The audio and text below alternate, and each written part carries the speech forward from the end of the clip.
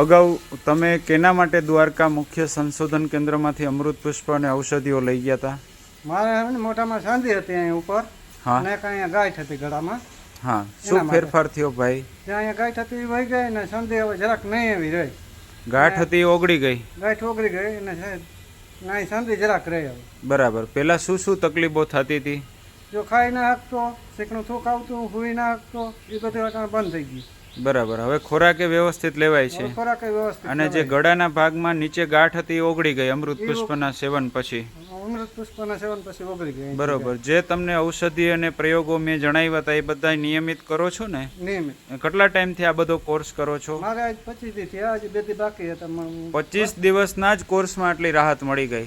ખૂબ સરસ. ક્યાંથી આવો છો તમે? અમે રાણા રોજીવાળા, પોરબંદર તાલુકો, પોરબંદર જિલ્લો. બરાબર. અને તમારું આખું નામ જણાવો ભાઈ. મારું આખું નામ મહેશ કરશન રાઠોડ. હા. રાણા રોજીવાળા. બરાબર. અને તમારો મોબાઈલ નંબર કયો મહેશભાઈ?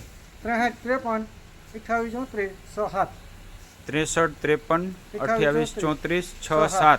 એટલે આવી તકલીફવાળા લોકો તમારી પાસેથી પણ ફોન કરીને અમૃત પુષ્પ દ્વારકા મુખ્ય સંશોધન કેન્દ્ર વિશે અભિપ્રાય મેળવી શકે, તો લોકોને ખ્યાલ આવે કે આવી જટિલ તકલીફોમાં.